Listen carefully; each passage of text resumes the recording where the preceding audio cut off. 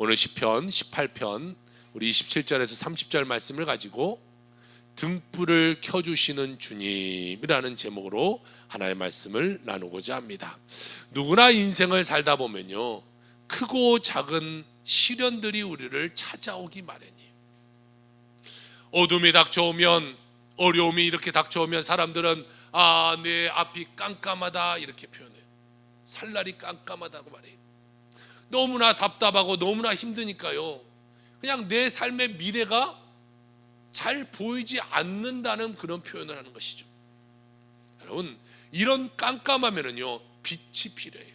빛이 비춰져야 깜깜함이 물러가게 되는 것이죠. 지금 시대는요, 뭐 후라시 딱 켜면 되고 등불 딱 켜면 되지만, 예전 시대는요, 또 오늘 성경에 기록되는 것처럼 그때는 등불이라는 것을 켰어요. 등불을 이렇게 켜고 그 등불을 비춰지는 그 길을 따라 인생을 살아가기도 하고 길을 걸어가기도 하고 또 무서움을 이기기도 했어요. 이 등불이라는 단어를 좀 어떻게 잘 표현해 볼 방법이 있을까 하고 인터넷을 한번 쳐봤어요. 유튜브에서 등불 좀 쳐봤어요. 그랬더니 인터넷에 쭉 나오는 것은요, 멋진 말은 안 나오고 찾아보니까 온통 진성의 님의 등불 뭐 이런 것만 나오더라고요. 뭐 이 님의 등불을 또 누가 불렀고 또 누가 뭐 불렀고 다 님의 등불만 나오고 있어요.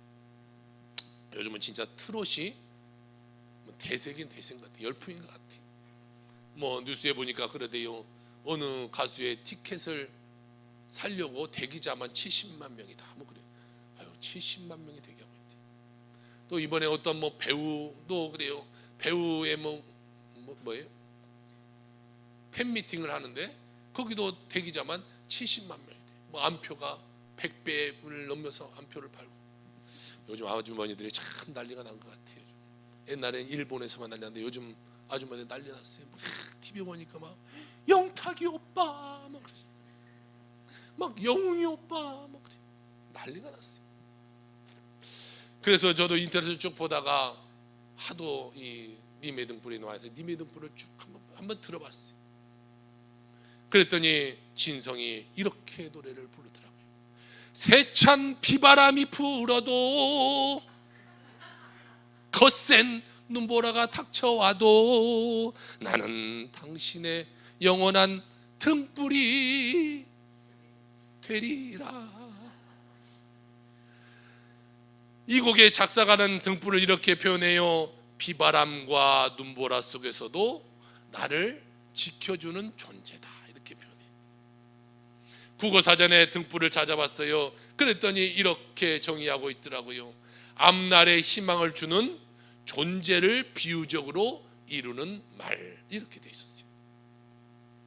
그러면 여러분, 우리 인생의 앞날을 비춰줄 이 등불을 켜줄 자가 있어야 될 거 아니겠어요? 누가 이 등불을 켜줘서 비바람이나 눈보라 속에서 나를 지켜주냐는 것이죠. 오늘 본문 말씀 28절에 보니까 누구라고 말씀하고 있냐면 주님, 이렇게 말씀해요. 주님이다. 주님이 우리 마음의 등불을 켜주신다, 이렇게 말하고 있습니다. 여러분, 주님이 우리 마음 가운데 등불을 켜주셔야 우리 삶 가운데 깜깜한 어둠이 떠나가는 역사가 일어나게 되는 것이, 아무리 우리 인생에 강풍이 불어목 닥친다 할지라도 우리 여러분 예수님 잘 믿고 모든 어려움을 잘 이겨내는 여러분의 삶이 다 되기를 주의 이름으로 축복합니다. 예수님 잘 믿으면요, 주님 안에서 우리는 모든 어려움을 이기게 되어 있어요. 주님을 우리를 도와주시니까, 어둠을 밝혀주시니까 모든 삶 가운데 잘 되는 역사가 일어나게 되는 것이, 오늘 성경을 보니까 첫 번째로 우리에게 말씀하고 있기를 곤고한 자의 하나님이시다, 이렇게 말씀하고 있어요. 시편 18편은 하나님이 다윗을 모든 원수와 사울의 손에서 건져주신 것을 찬양하는 시가 되는데, 다윗은 18편에서 말하기를 곤고한 자를 구원하신 하나님에 대해서 감사합니다, 이렇게 표현하고 있어요. 오늘 시편 18편 27절 한번 봅시다. 우리가 한번 오늘 다윗에 대해서 한번 같이 한번 고백해 봅시다. 시작. 주께서 공고한 백성은 구원하시고 교만한 눈은 낮추시리이다. 하나님이요, 하나님의 자녀들이 공고함에 처해서 부르짖을 때 하나님은 그들의 기도를 드시고 그들에게 응답하신 하나님이라는 거예요. 430년 동안 이스라엘 백성이 애굽에 갇혀서 정말 죽을 고비를 처리고 있을 때에 그들이 하나님께 간절히 기도하는, 하나님 우리가 너무 힘들어요, 우리를 제발 좀 도와주세요. 그랬더니 하나님이 그를 건져주셔서 가나안 땅으로 들어가게 만드셨어요. 부모는 자녀가 어려움에 처하고 문제에 처해서 엄마 아빠 나 좀 도와주세요라고 외치면 어느 부모가 그 자녀를 도와주지 않겠습니까? 모르겠어요. 요즘 보니까 조금 아닌 부모도 있는 것 같아요. 자식 돈 갖다 탁 해버리고 뭐 잘못된 갖다 도장 찍어버려서 자식을 핏빨아먹는 그런 부모도 있는지 모르겠지만 대부분의 부모는 안 그렇잖아요. 자녀가 잘못됐다면 그 자녀를 위해서 도와준 거예요. 하나님도 마찬가지라는 것이에요. 여러분이 어렵고 여러분의 문제 있고 여러분이 힘들 때에 하나님께 간절히 부르짖으면 하나님이 그를 불쌍히 여기시고 그를 건져주신다라고 말씀하고 있는 것이에요.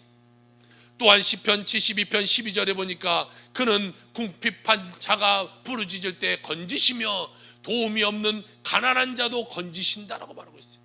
내가 궁핍에 처해서 너무 힘들어요, 내가 너무 괴로워요, 모든 사방이 막힌 것 같아요. 그럴 때 내가 주님께 부르짖어, 하나님 나 좀 살려주세요. 나 너무 힘들어요.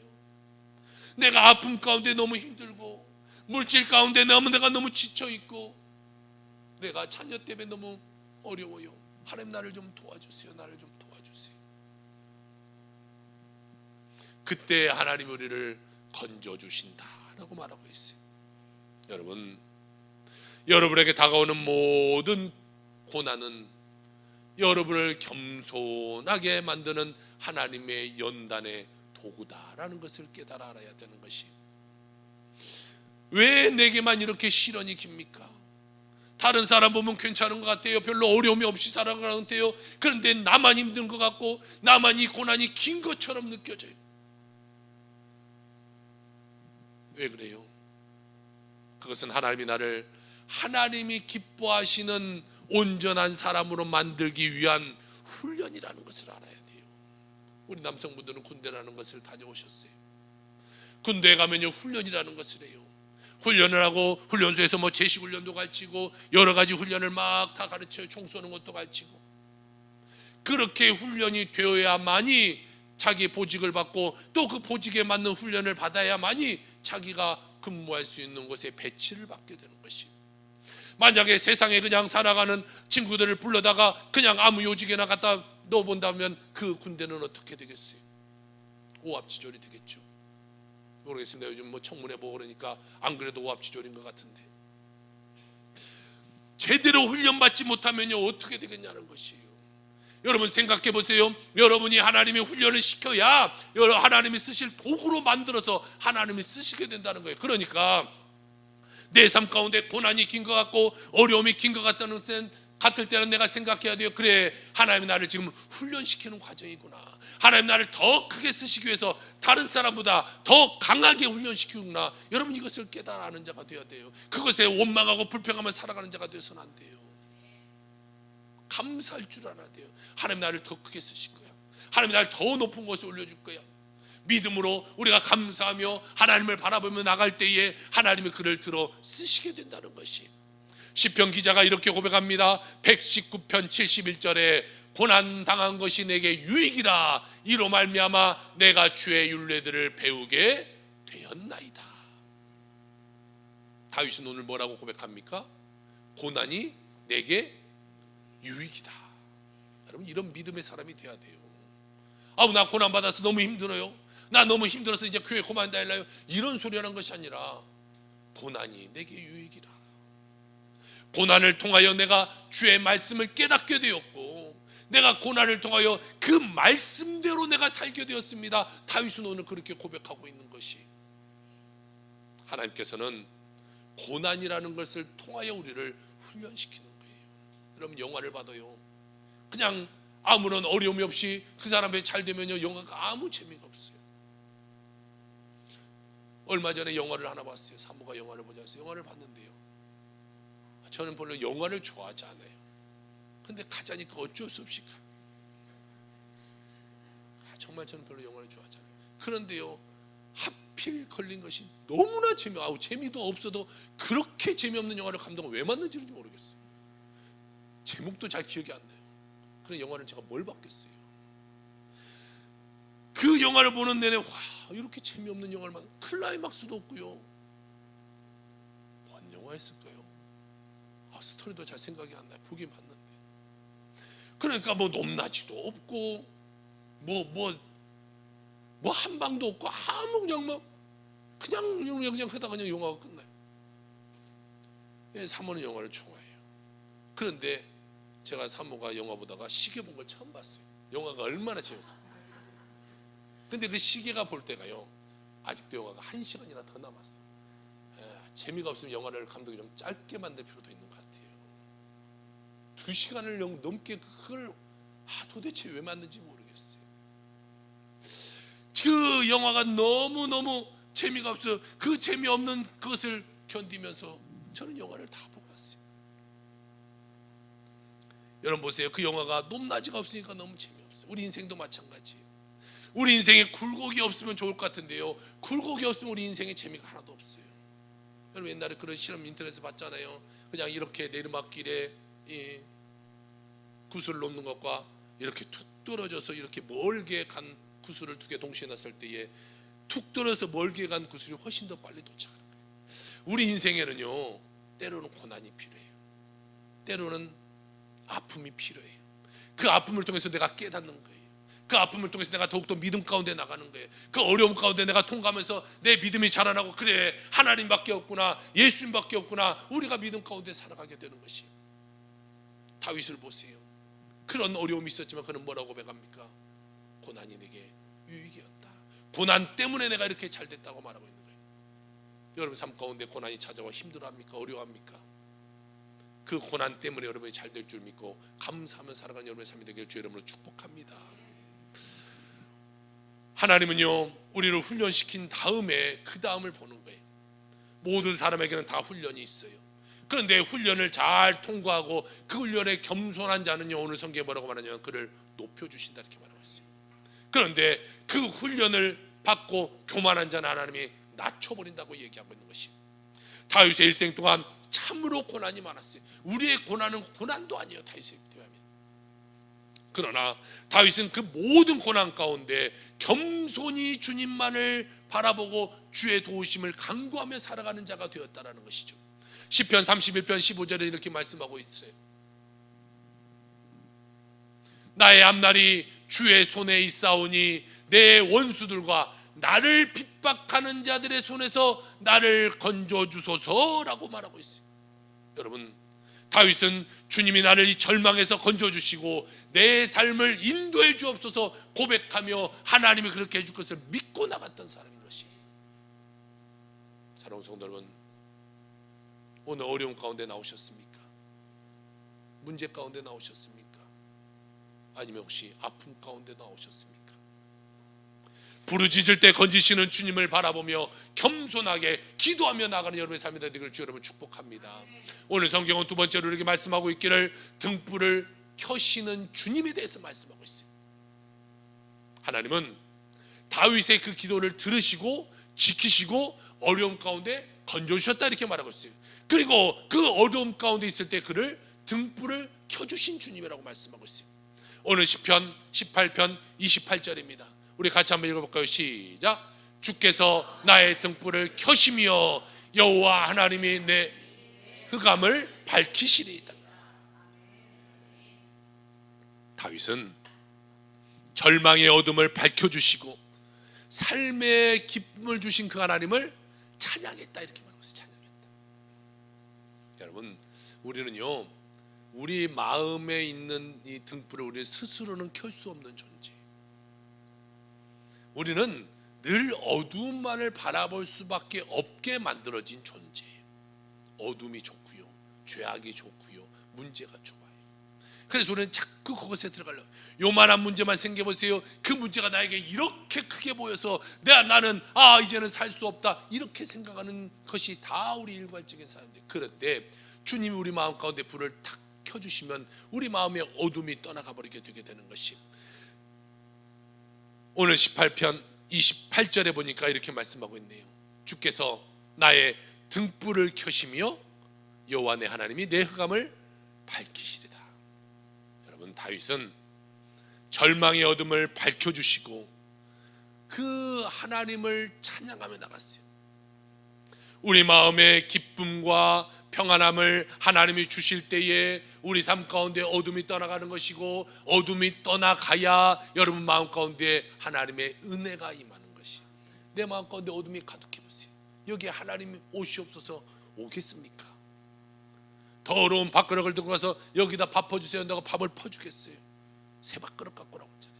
우리 마음의 더러움을 버려버리고 어둠을 버려버리고 주님이 켜신 그 마음, 환한 마음을 들고 나가야 주님이 너 환해졌구나, 내가 너에게 축복해 줄게 라고 하나님이 은혜 베풀어 주시는데, 여러분 다윗은요 어린 나이에 전장터에 나가요.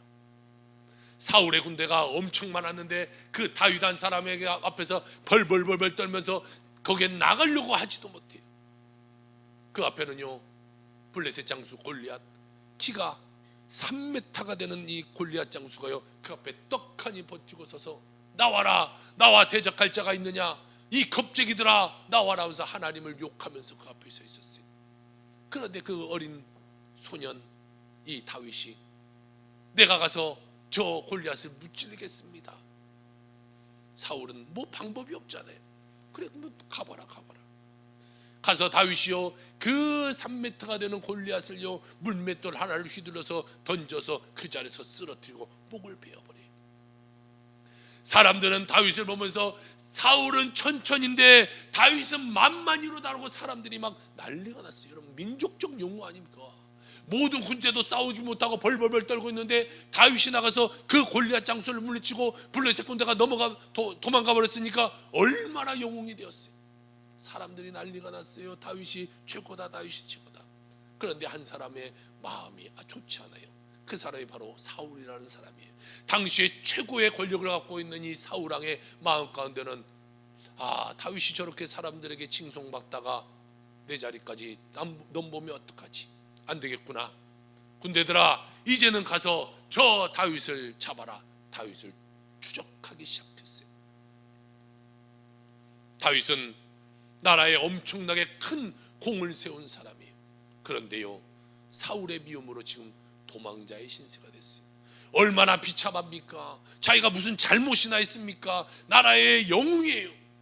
그런데 쫓기다 못해 이제는 그 나라에 있지도 못하고요 블레셋이라는 나라까지 도망가요. 블레셋은요 골리앗 장수가 살았던 나라잖아요.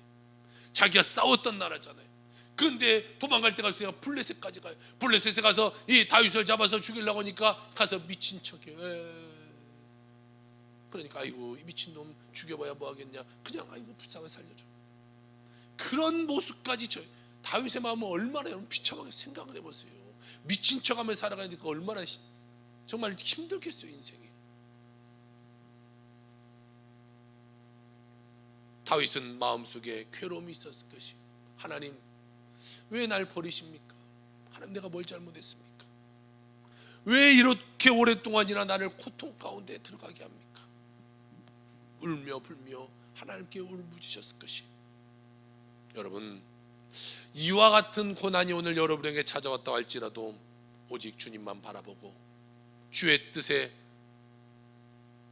믿음으로 나아가 하나님께 기도하는 여러분의 삶이 되게 주로 축복합니다. 기도하면 하나님이 기도를 들으시고 모든 절망 가운데 우리를 건져주신다고 성경은 이야기하고 있는 것이, 계속해서 수렁에 빠져들어가지 마시고 여러분 문제를 하나님께 내놓고 기도하세요. 어떤 문제가 있으세요? 어떤 힘듦이 있으세요? 여러분이 기도해도 안다면 저한테 카톡이라든지 문자라든지 목사님 같이 좀 기도했어요. 기도 부탁을 하세요. 아니면 뭐 중보도팀에도 같이 말씀해서 기도했어요. 기도 부탁을 하세요. 기도하면 하나님 응답하신데 내가 아직 힘이 있질 않아 기도 못하고 있기 때문에 문제가 문제로 남아있게 되는 것이, 하나님께서 다윗을 긍휼히 보셨어요. 그리고 마음의 깊은 절망 가운데 있는 그 다윗에게 다가가 마음의 등불을 탁 켜주셨어요. 여러분의 마음 가운데도 마찬가지입니다. 내 마음에 어둠이 있을 때 주님이 찾아와 등불을 켜주셔야 그때의 평안함이 찾아오는 거예요. 여러분 신앙생활 좀 하신 분들은 경험했을 것입니다. 내가 어떤 문제가 있었어요. 하나님께 간절히 기도했어요. 한참 기도하고 기도했더니 마음의 평안함이 확 다가올 때가 있어요. 그때 우리는 깨달아, 그래, 하나님이 내 삶 가운데 응답하셨구나. 하나님이 내 삶을 평안하게 하신 걸, 내 마음을 평안하게 하신 걸 보니까 하나님의 뜻이 이루어지겠구나. 우리는 그때 믿음으로 나아가게 되는 거예요. 그때 주님은요 내 마음 가운데서 불을 딱 켜주신 거예요. 야, 이제 믿음으로 바라봐. 믿음으로 바라봐. 그럴 때 우리는 기쁨이 넘쳐나고 감사가 넘쳐나고 모든 문제 위에 올라가는 삶을 살아갈 수 있게 되게 되는 것입니다. 여러분, 하나님이 나를 그런 자로 삼아주시고 그런 자로 높여주신다는 것을 믿고 나가는 여러분의 삶이 되시기를 주의 이름으로 축복합니다. 오늘 세 번째로 성경은 주님을 의뢰하는 신앙에 대해서 말씀해 주고 있습니다. 다윗은 주님이 마음의 등불을 켜주신 것에 대하여 감사하며 주님만 믿고 주의 영광 위에 내가 살겠습니다 라고 고백했어요. 시편 18편 29절에 이렇게 말씀하고 있습니다. 내가 주를 의뢰하고 적군을 향해 달리며 내 하나님을 의지하고 담을 뛰어넘나이다. 할렐루야. 여러분, 우리 삶 가운데 어떤 문제가 있더라도요 우리는 믿음으로 전진하는 삶을 살아야 돼. 절대로 물러서거나 땅을 바라보는 자가 되어서는 안 돼. 피한다고 여러분 문제가 사라집니까? 많은 사람들은 문제가 있을 때 문제를 잊는다고 뭐 세상 사람들은 술 한 잔씩이에요. 나 그냥 취해버리면 해결되겠지. 안 되니까 요즘은요 마약을 해요. 나 그냥 이 순간 잊어버릴래. 마약하고 잠들고 마약하고 또 돌아다니고. 그런다고 해결되나요? 아, 나는 너무 어려워서 그냥 저 훌쩍 여행이나 다녀올 거야.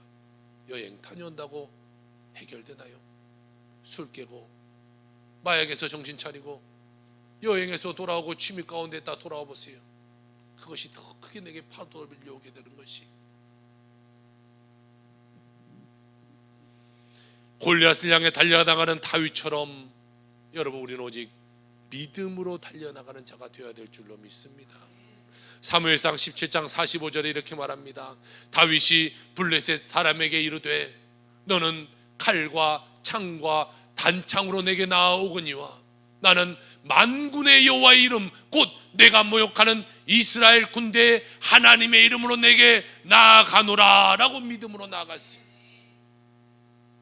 만군의 하나님 여호와 이름을 가지고 그는요 담대하게 3m가 넘는 그 골리앗을 향해 나아가서 물맷돌을 돌려서 그를 쓰러뜨리게 된 것이. 여러분, 우리는 이렇듯 믿음으로 원수마귀를 물리쳐야 돼요. 여러분에 다가오는 그 문제를 믿음으로 뚫고 나가는 자가 되어야 되는 것입니다. 그 군대처럼 벌벌벌벌 떨고 있는 자가 되어서는 안 돼요. 여러분, 왜 군대는 떨고 다윗은 승리합니까? 군대는 무엇을 바라봤겠습니까? 골리앗만을 바라봐요. 눈에 골리앗밖에 안 보여요. 저 사람이 이렇게 키고 저 사람이 이렇게 해서 한번 휘두른 칼에 우리는 다 나가 떨어질 거예요. 그런데 다윗은 무엇을 봤습니까? 네가 모욕하는 하나님의 이름으로 내가 나아간다. 그는 하나님을 바라봤어요. 자기의 능력이 아니라 하나님의 능력을 바라보고 나가자 하나님이여 그를 물리쳐 주게 된 것이. 여러분, 문제를 여러분이 해결하려고 하지 마세요.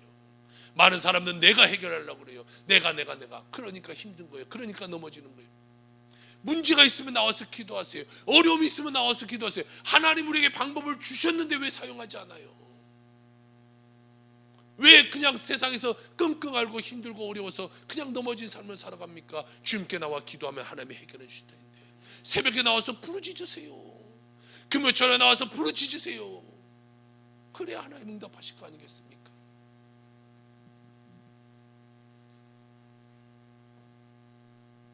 여러분의 다가오는 모든 두려움을 물리치길 바랍니다. 염려, 근심, 걱정을 물리쳐야만 되는 거예요. 절대로 문제가 다가와서 문제 바라보고 움츠러지지 말고 하나님의 이름을 가지고 담대하게 나가기는 여러분의 삶이 되기를 주 여러분 축복합니다. 여러분, 이왕 꿈꾸는 것도요, 꿈을 크게 꾸세요. 크게. 큰 꿈은 깨져도 조각이 큰 법이에요. 이왕이면 꿈을 크게 꿔야죠. 반드시 하나님께서 여러분의 모든 문제와 어려움을 이기게 만들어 주실 줄 믿으시길 주 여러분 축복합니다. 그리고 오늘 29절입니다. 내가 주를 의뢰하고 적군을 향해 달리며 내 하나님을 의지하고 담을 뛰어넘나이다. 주님을 의지해서 모든 문제와 어려움을 우리는 여러분 뛰어넘는 자가 되어야 돼요. 뛰어넘어 버려야 돼요. 걸려 넘어지지 말고. 뛰어넘으면 주님이 우리를 높여주시고 우리를 위대한 승리자로 삼아주시게 된다는 것이, 다윗이요 오늘 우리 모두에게 부탁하는 말씀이 있어요. 시편 31편 24절입니다. 우리 같이 한번 읽어봅시다. 시작. 여호와를 바라는 너희들아 강하고 담대하라. 할렐루야. 강하고 담대한 삶을 살기 바랍니다. 다윗은 그 어려움 가운데도 강하고 담대하게 살아서요 마침내 하나님이 높여주신 곳에 올라가잖아요. 포기하지 않았으니까. 여러분 그 조그만 문제에 넘어지지 말고 하나님 믿고 강하고 담대하게 나가세요. 그 문제 가운데 왜 쓰러집니까? 왜 넘어집니까?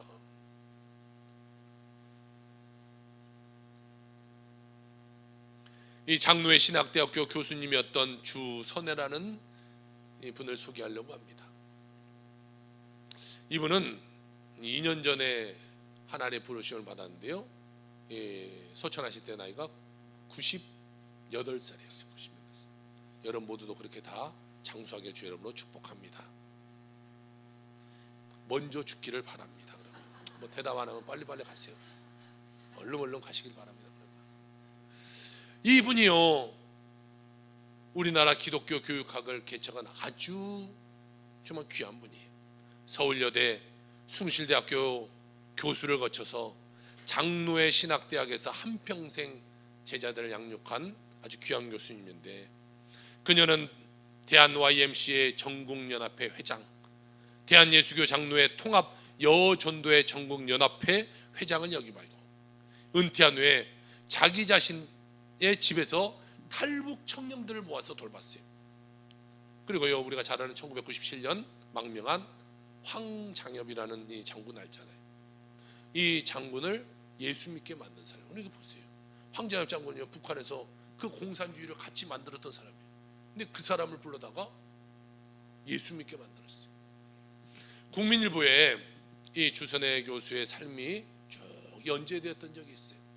뭐 다 이야기하려면 몇 날이 새서 못하니까 그분의 한 군데를 발췌해서 이런 말이 쓰여 있는 것을 제가 봤어요. 장맛비 퍼붓던 1926년 7월 21세 앳된 여인이 평양에서 황해도 장현행으로 가는 기차에 몸을 실었다. 기차역에 내렸어도 40리길을 쉼없이 걸어 구미포라는 곳을 향했다. 그곳에 폐교로 요양 중인 남편이 사경을 헤매고 있다는 소식을 듣고 그것을 향해 가는 길이었다. 비는 쏟아지고 눈물은 계속 흘러내렸다. 18개월 된 딸은 우산 안으로 들이치는 빗물을 피하지 못한 채 엄마 등에 매미처럼 달라붙어 있었다. 그 여인이 주선혜 교수의 어머니요 18개월 된 딸이 바로 주선혜 교수였다. 아버지는 한 농가에 작은 사랑채에 창백한 얼굴로 혼자 누워 있었다.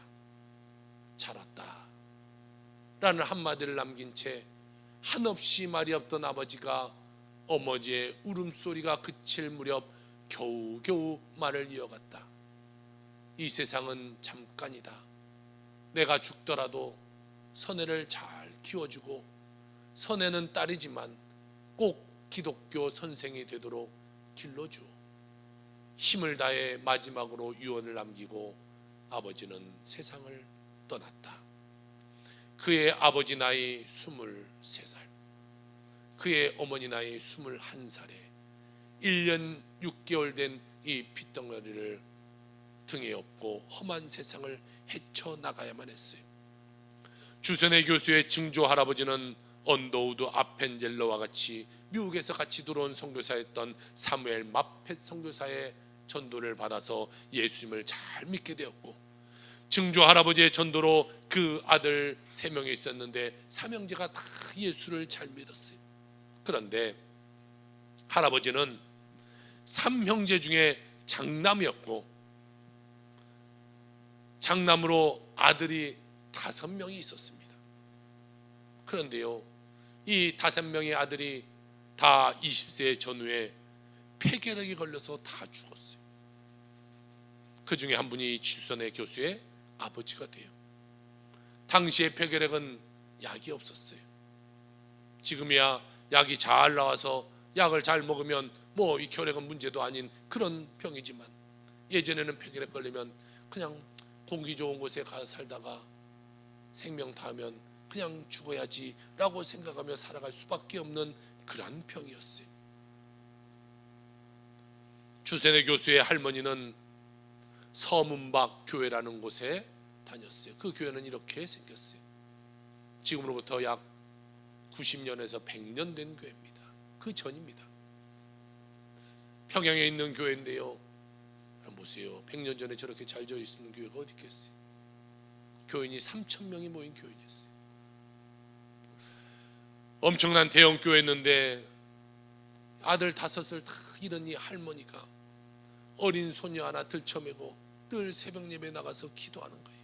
이렇게 기도해요. 하나님, 우리 선에는 불쌍한 아이예요. 아버지도 없고 형제도 없고 삼촌도 사촌도 없는 외로운 아이예요. 하나님, 이 아이가 많은 사람들에게 사랑받으며 살게 해주세요. 할머니가 간절히 기도해요. 할머니와 어머니가 날마다 새벽 예배 나와서 눈물로 부르시죠.